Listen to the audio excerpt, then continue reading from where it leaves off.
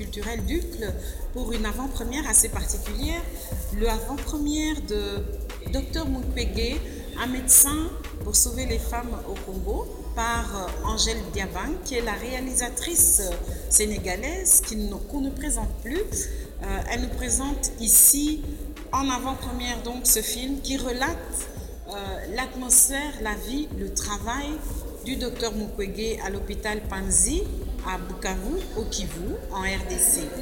C'est également un portrait de ces victimes, ces femmes violées par les rebelles, attaquées par la rébellion des M23 et autres milices qui sévissent en RDC. Nous allons donc faire une première vision de ce film et ensuite nous aurons l'opportunité de nous entretenir avec la réalisatrice. Qu'on nous laisse en paix. S'ils veulent les minéraux au Congo, mais ça peut passer par la voie de la coopération. Il faut violer les femmes pour venir exploiter.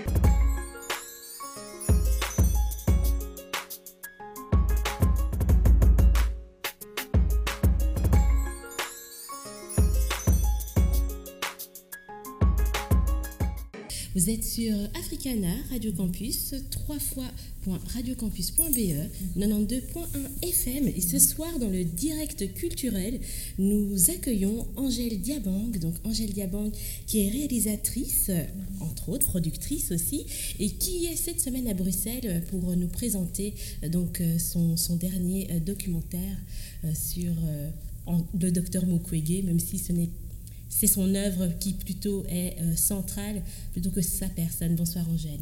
Bonsoir Christelle, merci pour cette interview. Merci de venir nous rendre visite en tout cas. Pour les auditeurs qui ne vous connaîtraient pas, qui est Angèle Diabang? Angèle est une Sénégalaise qui vit à Dakar, qui travaille à Dakar. J'ai réalisé 4 documentaires, je produis aussi, j'en ai produit plus, une douzaine. Je suis une passionnée de films, d'une très forte envie de filmer l'Afrique avec notre regard, mais une Afrique positive, pas seulement qu'il faut dire que l'Afrique va bien, mais changer le regard des autres sur nous en fait. Donc voilà. Quand on regarde un peu les documentaires que vous avez réalisés, il y a quand même quelque chose de central, c'est la femme. Donc, je ne sais pas si on peut dire que vous êtes féministe, vous avez juste un regard qui est plus sensible sur la femme et sur les problématiques qu'elle peut rencontrer. Je ne dis pas que je suis féministe, c'est pas par féminisme ou par militantisme que je fais des films sur la femme. Je fais des films sur un environnement qui me touche, sur des sujets qui me touchent. Il se trouve que voilà, c'est à chaque fois autour de la femme, mais aussi sur des choses qui me révoltent, comme là sur le film que je viens de faire, qu'on va montrer aujourd'hui, qui se passe à l'hôpital de Panzi, avec le docteur Mukwege et toute son équipe. Donc c'est vraiment une envie de parler du quotidien qui se passe autour de moi, que ce soit agréable ou pas agréable. Et comment le choix s'est porté? Comment avez-vous entendu parler de l'hôpital Panzi et de ce qui s'y passe et des combats que le docteur Mukwege mène? En fait, l'hôpital Panzi, j'en avais déjà entendu parler dans les journaux, mais comme beaucoup de gens, je regardais comme ça, je zappais. Parfois, on regarde en mangeant, en faisant autre chose. Et puis, on entend tellement tous les jours des récits de la guerre qu'on n'y prête plus attention. Et puis, en 2012, j'ai lu un article qui était assez dur et très bien fait, d'Annie Cogent dans Le Monde. Et cette fois-là, je me suis dit, mais Angèle, depuis toujours... Tu zappes en fait, arrête-toi un peu et réfléchis à ce qui se passe au Congo. Tu reproches à la communauté internationale de ne rien faire pour l'Afrique, mais toi, qu'est-ce que tu fais pour ton Afrique? Par exemple, pour ces Congolaises-là, qui sont aussi des sœurs, même si je viens du Sénégal, qu'est-ce qu'à mon niveau, avec le peu de choses que j'avais, qu'est-ce que je pouvais faire pour ces Congolaises? Donc ce tournage s'est fait sur 2 ans, en tout cas 2 mois. Ça s'est fait en tout cas en 5 semaines, une partie en 2013 et une autre partie en 2014. Et comment s'est passé ce tournage? Parce que voilà, l'hôpital Panzi est l'hôpital qui recueille les femmes qui ont été victimes de viol. Donc vraiment le viol utilisé comme arme de guerre dans l'est du Congo et qui sont gravement mutilées. Exactement. Et voilà, il faut donc toute une équipe de chirurgiens pour qu'elles puissent déjà physiquement se remettre. Mais après, il y a tout un autre travail qui commence après cette remise en forme, entre guillemets. C'est vrai que c'était pas évident le tournage, mais même avant le tournage, quand je suis arrivée pour la première fois, c'était quand le docteur Mukwege revenait au Congo après le court exil qu'il a été obligé de faire après la tentative d'assassinat. Et c'était d'abord de découvrir un pays. Mais on est surpris parce que le Congo est tellement beau, une verdure qu'on se dit c'est pas possible. C'est pas possible que cet endroit paradisiaque, qu'il s'y passe des choses aussi horribles. Et donc on arrive à l'hôpital et donc on découvre cet hôpital, on découvre cet endroit, puis on découvre ces femmes. Et puis les premières minutes, voilà, quand on est à l'hôpital là et qu'on se rend compte que toutes ces femmes qu'on voit là, la majeure partie sont violées, ça nous fait quand même un grand coup et on se rend compte de l'avantage qu'on a de vivre dans un pays comme le Sénégal où il y a la paix. Et que sans la paix, on n'est rien en fait. Et il a fallu donc prendre le temps de se familiariser avec les femmes, d'avoir un vrai contact humain, mais aussi de sœurs et pas seulement faire comme un reportage, venir prendre et partir. Et c'est bon, non, je ne voulais pas de ça. Je voulais prendre le temps qu'il fallait pour que ces femmes et moi, on soit sur la même longueur d'onde, en fait sur la même longueur, voilà, d'onde, pour qu'elles puissent me parler vraiment comme si elles parlaient à une sœur. Et je pense que dans le film qu'on va voir aujourd'hui, ça se voit un peu, en tout cas, la confiance qu'elles me font quand elles me racontent leur histoire. Vous avez pris le parti de ne pas centrer ça sur le docteur Mukwege. Il apparaît en filigrane de ce reportage. C'était pour rendre hommage à toutes ces femmes qui se battent pour survivre. Oui, parce que je pense que pendant tous ces mois que j'ai côtoyé le docteur Mukwege, je me suis rendu compte que c'est quelqu'un qui était extrêmement humble. Autant il a des qualités humaines exceptionnelles qui ne sont pas données à tout le monde, et pourtant c'est quelqu'un de très humble. Et je me disais comment faire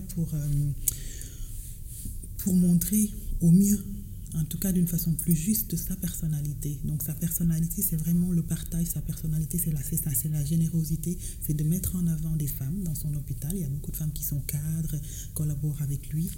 Et chacune a sa place. Et je me disais, faire un portrait du docteur, c'est pas forcément montrer un docteur super puissant, qui connaît tout, qui connaît mieux tout que tout le monde. Parce que c'est pas ça, lui.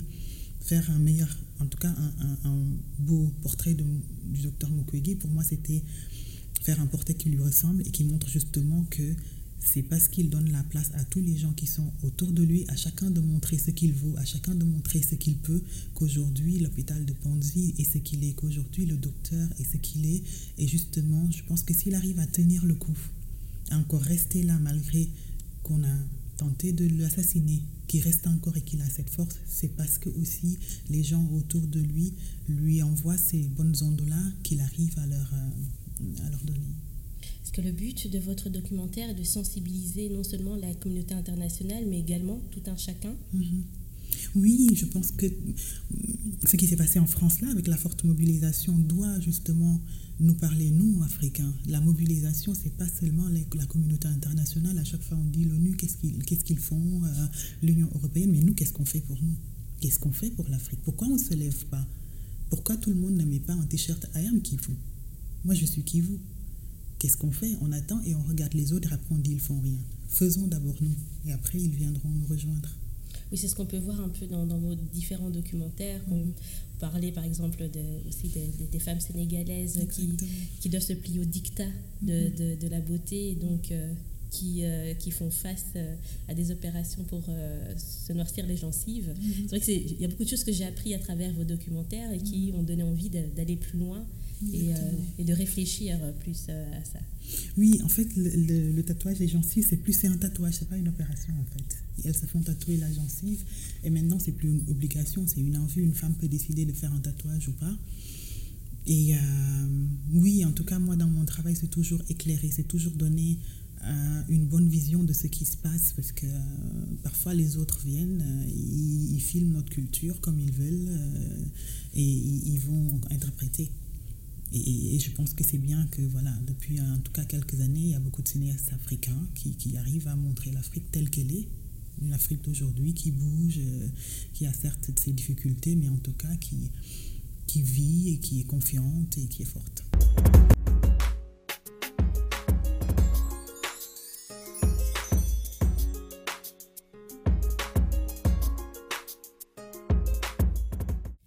d'Afrique telle qu'elle est, votre prochain défi, c'est d'adapter au cinéma, de vous attaquer à votre premier long métrage, en adaptant le livre de Mariam Ba, Une si longue lettre. C'est vrai que ce livre n'a pas été écrit aujourd'hui, mais le thème de la polygamie est toujours d'actualité. Exactement.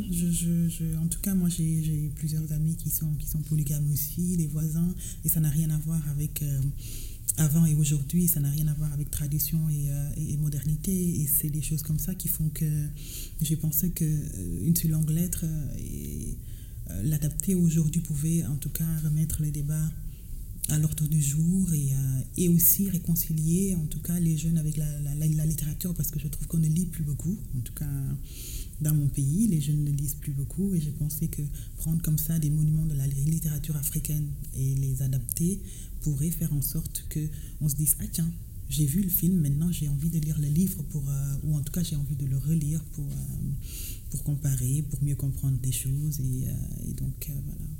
Quelle est la difficulté ou les difficultés auxquelles vous allez faire face entre réaliser un documentaire, un court-métrage et passer au long-métrage? Je pense que c'est déjà passé du documentaire à la fiction, c'est très différent, parce que le documentaire, on filme la réalité, alors que là, la fiction, la chance que j'ai, c'est que je me base sur un roman, donc il y a des faits qui sont déjà là. Et puis, autour de moi, il y a les polygames, donc je suis vraiment très imprégnée de tout ce qui est polygamie et monde de femmes. Donc, je ne considère pas comme une difficulté, en fait, d'aller dans la fiction. Pour moi, c'est une continuité. C'est vraiment une continuité. Et je pense que, je ne dirais pas que ce sera une docu-fiction, mais je ne l'appréhende pas en termes de fiction documentaire, je l'appréhende plus en termes de subtilité, en termes de comment parler de la polygamie sans forcément rentrer dans « Oh, c'est pas bon la polygamie, eux ils sont bien et eux ils sont mauvais ». Non. À un moment, je pense que chacun se trouve sa place dans cette polygamie ou pas. Celui qui choisit de ne pas être polygame et d'avoir des maîtresses, c'est son choix. Celui qui choisit d'être polygame, c'est peut-être aussi qu'il y trouve son compte, et à des moments, on n'y trouve pas son compte. Je pense que quel que soit le côté où on est, il n'y a pas de choses bien, des gens bien, et des choses mauvaises et des gens mauvais. Tu vois, il y a des situations, et c'est comment chacun trouve sa place dans cette situation-là. Comment chacun vit cette situation-là, bien ou pas. Donc voilà, aucun jugement donc dans cette adaptation qui sera faite et qui sera disponible à partir de quand? On est déjà très pressé. J'espère que si on arrive à trouver de l'argent rapidement, j'espère qu'on tournera en fin 2015. Donc voilà. Et donc vous qui êtes une femme réalisatrice, vous avez fait vos études en France, vous êtes entre le Sénégal et la France. Quel regard portez-vous sur la culture du cinéma en Afrique, particulièrement au Sénégal, et la place de la femme dans ce cinéma? En tout cas au Sénégal ces dernières années, on a Ousmane Sembène, c'est les premiers films africains, c'est fait au Sénégal avec les Paulin Sanou Vieira, Ababacar Samb et tout ça. C'est vraiment des piliers de la cinématographie africaine. Donc le Sénégal a toujours eu une belle place dans cette cinématographie-là. Après, on a eu une période un peu creuse, et là, depuis quelques années, il y a une génération qui n'est pas forcément nous. Il y a eu les Moussa Touré, les Moussa Sen Absa qui a commencé, les Gomis, à refaire des grands films, des grands moments, jusqu'au dernier FESPACO, où il y a eu plus d'une dizaine de prix pour le Sénégal. Donc on est vraiment dans un bouillonnement de cette cinématographie-là, et il va y avoir de belles choses les années à venir.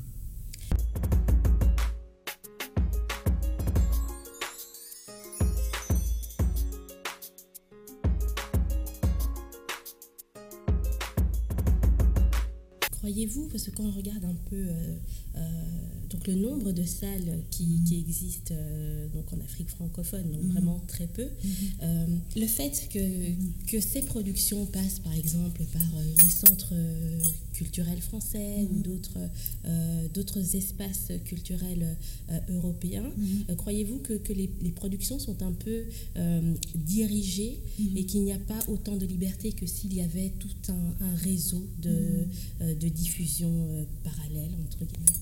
Mais c'est sûr que si on avait une vraie industrie africaine, il y aurait peut-être plus de liberté et moins de recadrage, on va dire. Parce que parfois, c'est vrai qu'il y a certains fonds quand ils te financent, ils ont besoin d'un certain format. Donc on est obligé de se plier à ce format-là, à ce formatage-là, ou alors on n'a pas, quand même on dépose, je pense, pour avoir un financement à ces fonds-là, on sait à quoi on s'attend. Mais ça ne veut pas dire qu'à chaque fois qu'on a un fonds européen, que le film est dirigé. Je pense que les réalisateurs africains ont vraiment leur caractère aussi et qu'on ne se laisse pas forcément toujours diriger. On peut prendre les financements et faire après comme on veut. Bref, mais c'est sûr qu'il est important et urgent de construire une vraie industrie cinématographique par Afrique de l'Ouest, Maroc, Afrique du Sud. Non, une cinématographie africaine, ça c'est urgent. Et quels conseils pourriez-vous donner à une jeune qui souhaiterait suivre vos traces dans ce dédale de culture cinématographique?